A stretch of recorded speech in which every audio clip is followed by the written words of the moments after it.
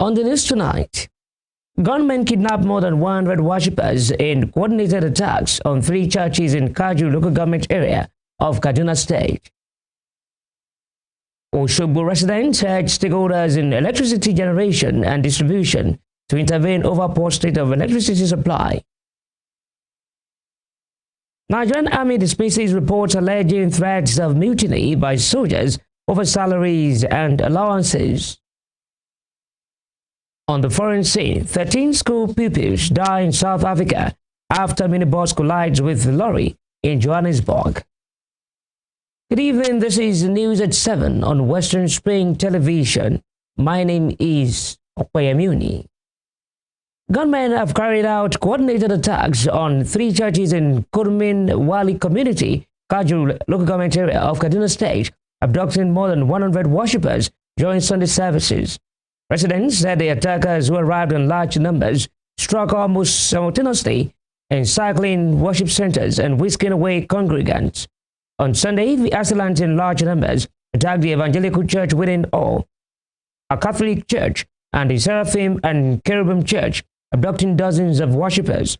Although the actual number of those abducted is unclear, it is believed to be well over 100.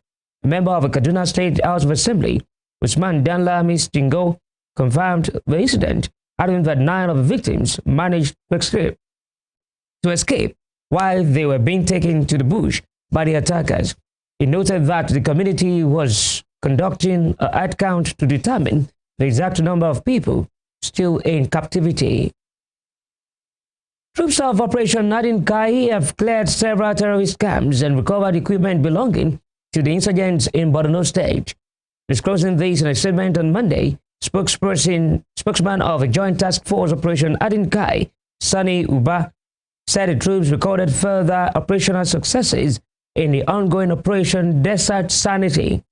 According to him, at about midday, the advancing troops came under armed drone attacks by the terrorists, adding that they, however, maintained the momentum and continued the offensive.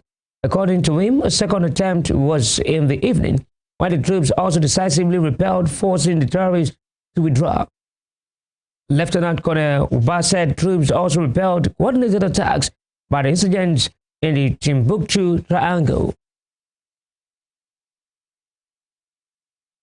In Osun State, the police command has commenced bush-combing operations in search of kidnappers of an Indian expatriate and other criminal elements in the state.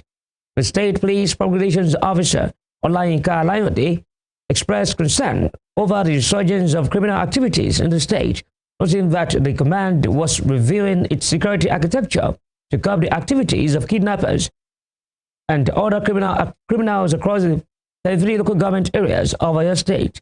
Gunmen on Saturday killed a police officer and kidnapped an Indian expatriate at Ogumake community in the Oluyole local government area of the state.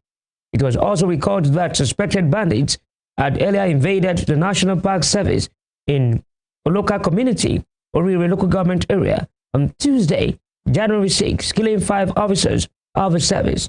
According to the police spokesperson, the incidents informed the decision of the command to review its security strategy and deploy more personnel to affected areas.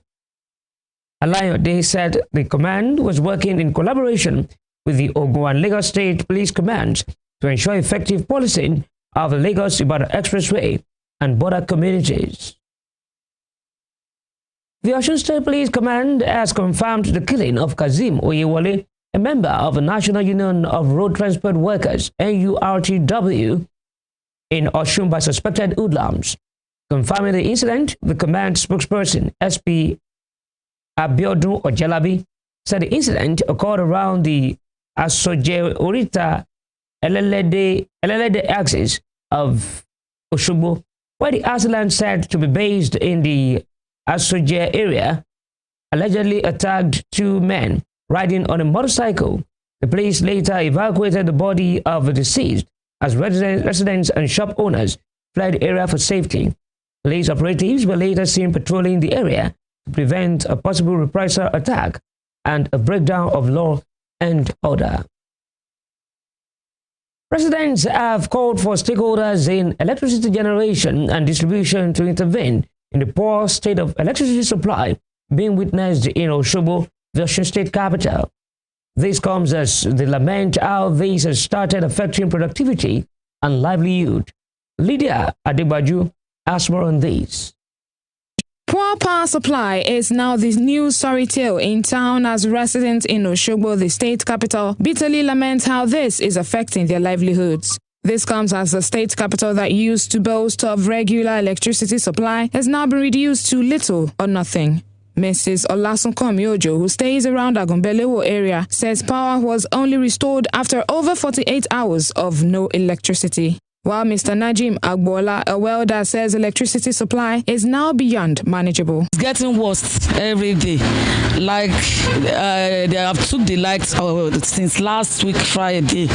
They just restore it. Not quite long. It's not up to 1 hour, and we don't even have the hope. Maybe it will last till the night or till tomorrow. We don't know. Anytime they may take it. So the light is worst. If there is any other adjective that I can use. Kò sọ̀rọ̀ lórí ọ̀rọ̀ náà yẹn torí kò dáa rárá kì í ṣe pé ó manage àbí nǹkan kan. So even ẹni tó bá ń ṣiṣẹ́ lásìkò tí ò ní generator tí ò ní nǹkan tí ó fi guide ara rẹ̀ yóò useless nínú ilé. Artisans and entrepreneurs also lament how this poor state of power severely impacts productivity and sales. Mrs. Kudirat Ibrahim says she has resorted to manual labor owing to no electricity supply to run her machines. Miss Belisima, a fashion designer, also shared a similar experience. Arena pump omi, that's for sure. And the arena low washing machine. I want moving for sure. Torí náà ṣẹ̀ṣẹ̀ dé ni kò sí ná ọwọ́ la fi ń ṣiṣẹ́ lásìkò yìí. Iṣẹ́ tó bá dẹ̀ wà la fọwọ́ ṣe torí iṣẹ́ tí machine lè ṣe kọ́ lọ́wọ́ máa ṣe. Iṣẹ́ tó bá tọwọ́ bá lè ká la manage láti ṣe. Ká lọ́ṣọ kò ní síná láti lọ́ṣọ. Ọwọ́ nìkan la fi fọ kalẹ̀. Owó dẹ̀ ni àwọn tí ò bá ti lọ́ṣọ hàn nígbàṣọ ibi pé à ń gbowó wọlé. Of time, but it just comes and it just goes. But most of the time we do not have lights. Like in a day we can have like let's say 2 hours. Sometimes it stays longer. We do not meet up with customer orders because we need lights to work. Except we use our generator. So most of the time it makes our work slow.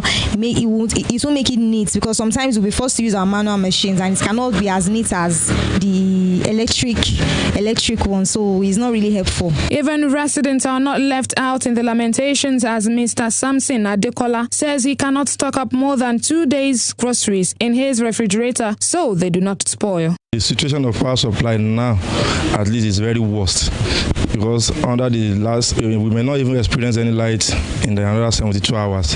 It's affecting us because we're supposed to buy and maybe buy at once and keep inside our refrigerator. We couldn't do that.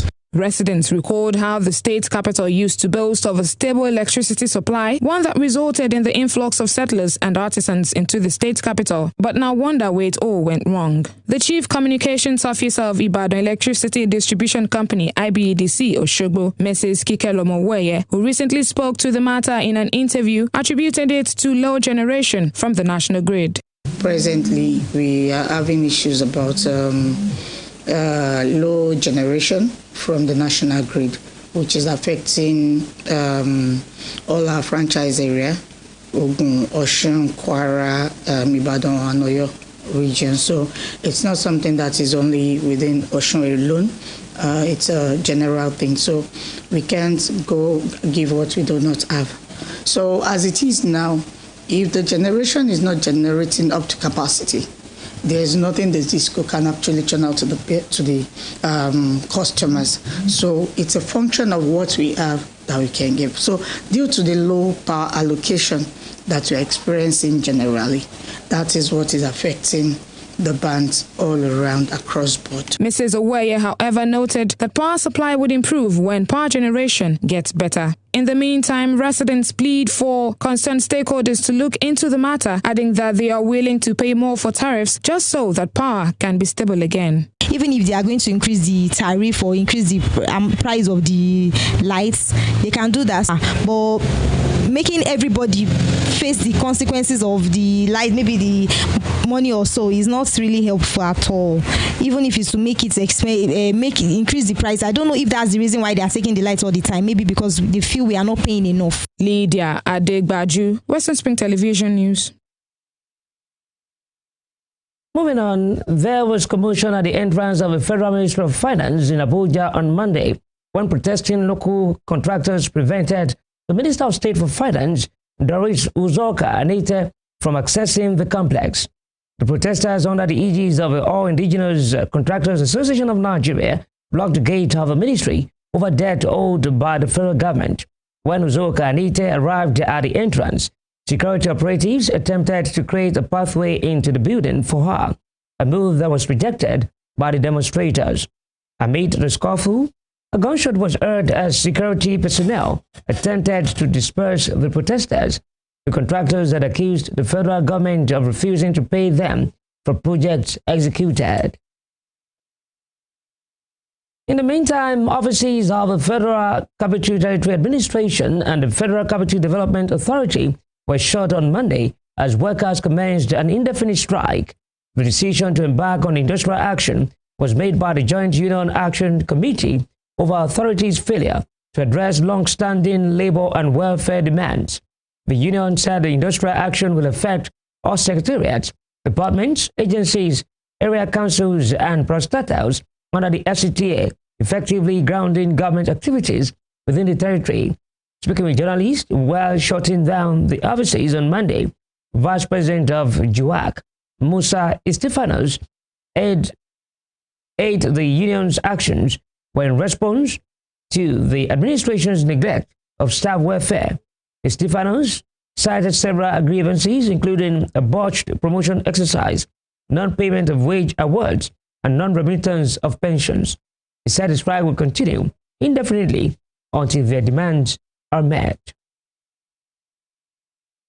In other news, the Act Niger project has intensified grassroots sensitization across selected local government areas in Ekiti State to educate residents on the social protection programs available to residents of the state.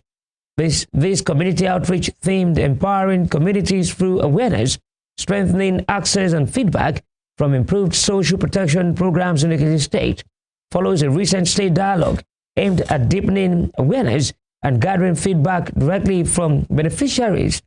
According to the state program officer for the new initiative for social development under the Act Nigeria project, Rachel Oluri, the outreach targets men, women, youths, and persons with disabilities, helping them understand the social investment initiatives they can access. The engagement was also used as a feedback mechanism to get responses from the beneficiaries about the programs they benefited from and the programs their families are benefiting from. Ms. Olori said representatives from relevant state ministries attended the outreach to explain their programs, answer questions, and provide guidance. We want to tell people this is what and what you can benefit from the government, from this ministry, from that ministry, and how you qualify for it. And for those that have benefited here, we want to hear your experience. How did you access it? How were you able to get access to this program, to this benefit? How has it changed your life? How can the government do more? Or how can we intercede and do more for the people?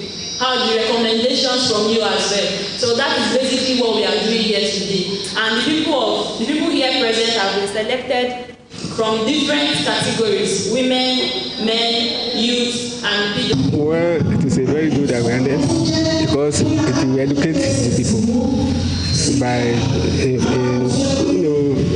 our community, we are doing farming work. So, like the farming officer has said, at least if the government will continue to assist people financially, Greek will be people will like to cultivate farming and they do farming work. The President of the Court of Appeal, Justice Monica Dungbam Mensen, on Monday announced that 360 appeals have been listed for hearing during the special one-week court session in Lagos. A special sitting which brings together 40 justices sitting in 16 panels from different divisions across the country is part of activities marking the court's 50th anniversary. Justice Dongban Vincent said the initiative demonstrates the court's commitment to improving efficiency in the administration of justice, noting that Lagos bears a heavy burden of appellate litigation. She urged lawyers and litigants to ensure their cases are ripe for hearing, warning that the exercise should not be treated casually. Justice Dongban Esen further urged the media and the public to support the judiciary by promoting accurate reporting and public confidence. Speaking on behalf of the Bar Senior Advocate of Nigeria, Ebolu Adegborua praised the initiative and assured the Court of Lawyers cooperation. Adegborua also called for better funding and improved infrastructure for the judiciary, describing adequate support as essential to effective justice delivery. The National Human Rights Commission says it received 3,019 complaints between January and December 2025 in Kano State. In an interview with the News Agency of Nigeria, NHRC State Coordinator Shehu Abdullahi said out of the 3,019 cases received, 2,276 have been completed, while 743 are still ongoing.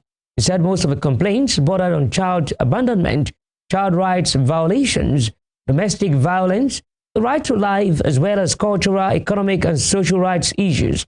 The coordinator added that other cases involved law enforcement abuses, sexual and gender-based violence, and neglect of parental responsibilities, among others. Governorship candidate of the African Democratic Congress, ADC, in the 2026 governorship elections, Najim Salam, has expressed confidence in the party's ability to emerge victorious at the polls, describing his acceptance as massive. Mr. Salam, a former Osun State House of Assembly Speaker, spoke in an interview with WSTV News today. He noted that he was unbothered by the strength of his opponents, including what he referred to as federal might or power of incumbency. Mr. Salam, who insisted that he would not tarnish the image of other contestants, promised good governance, welfare of the workers, agricultural improvement, and security if elected governor in August 2026. Mr. Salam will contest against the incumbent governor Ademola Adeleke and the candidate of the All Progressives Congress, APC, Bola Oyebamiji, who are expected to be the leading contenders in the 2026 Osun governorship election. We are not God. This is our time that God has ordained for us, and we're going to take that for us. So it is God that is doing the job, not us. So maybe the incumbent, they will have power, federal might, and other thing. That is their own palaver. The word of God will not go without being fulfilled. This is our time, and we are going to win the election also. Because I believe they are not God. I have my faith in God. I so much believe that God will do wonder, and the people also will be surprised what will come to play in the election period. It depends on the assessment, on the yardstick, the indices that they use for the assessment. And I'm not here to do that for now. We campaign, I will tell the people of Osun what I want to do, not destroying anybody. I want my people, that is not my way. Campaign about my program, let people know what I can do. Of course, we've been tested and they know that they can trust us. The Nigerian Army has dismissed reports alleging threats of mutiny by soldiers over salaries and allowances, describing the claims as false, misleading, and deliberately sensational. The Army reacted to an online publication which alleged that soldiers were threatening mutiny due to welfare concerns. The report said was aimed at undermining public confidence and national security. In a statement on its official X handle, issued on Monday and signed by the acting director, Army Public Relations, Colonel Apollonia Anele, the Army said at no time has there been any threat of mutiny within the Nigerian Army. The statement added that mutiny remained a grave offense under military law and was incompatible with the values of the institution. Clarifying issues around remuneration, the Army said promotion increments should not be misrepresented as total earnings. It added that military pay included consolidated salaries, rank-based allowances, operational allowances, field and hardship allowances, and other entitlements that vary by deployment, qualification, and responsibilities. The Army said it was working with relevant authorities to improve troop welfare. In Lagos State, a diesel-laden tanker has overturned on the Tinkan-Liverpool Bridge in the Apapa area of Lagos, with hordes of residents and passersby scooping the inflammable product from beneath the bridge. Eyewitnesses say the tanker tipped over in the early hours of Monday during rush hour, with road traffic management personnel yet to arrive at the scene at the time of reporting. In a post on X, the Lagos State Traffic Management Authority last month said road leading to the bridge had been cordoned off but has not been reopened. This is not the first time residents will be scooping fuel from a falling tanker in Nigeria, with sometimes fatal consequences to boot. In October 2024, over 100 people were confirmed dead after a petrol-laden tanker exploded at the Kano-Adeja Expressway in Jigawa State. The federal government has unveiled a new national housing strategy anchored on land reform, urban renewal, and public-private partnerships to address Nigeria's growing housing deficit. The Minister of Housing and Urban Development, Ahmed Dangiwa, disclosed these on Monday in Lorry during the 14th National Council on Lands, Housing and Urban Development meeting.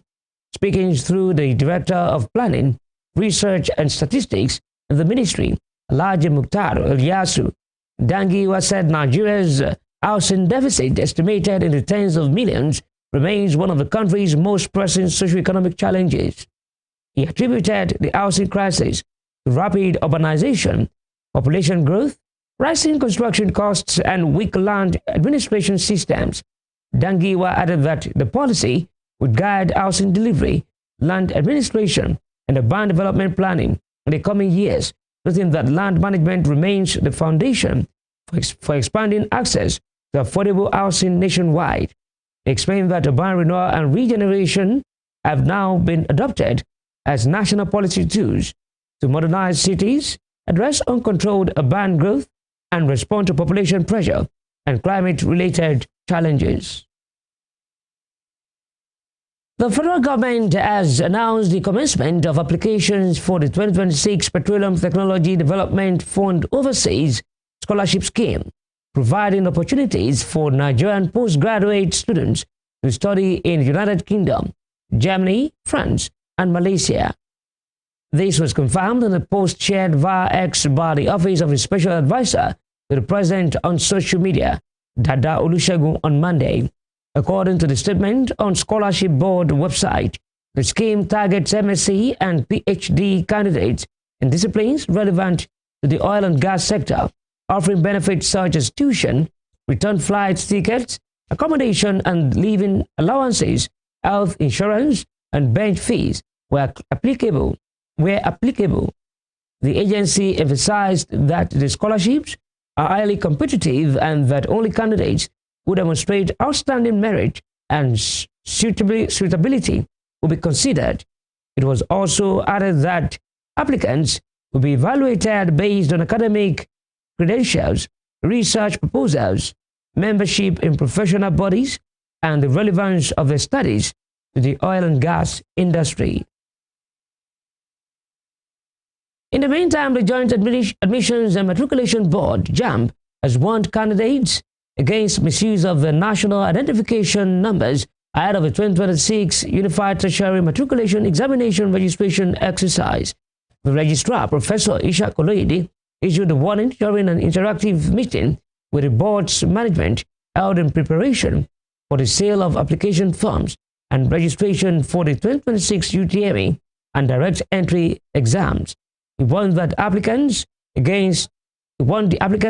against multiple or double registrations, coupled with the use of multiple national identification numbers by a single candidate for the purpose of double registration, impersonation, or any form of identity manipulation.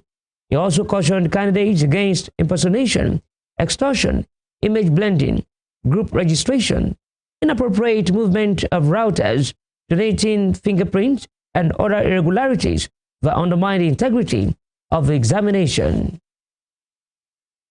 Very good, not only to stem the tide of strike. I disagree with incessant. Just strike. Okay. Yes, I don't consider incessant, but not to reduce, but to build that passion we're talking about. If you are in academics now.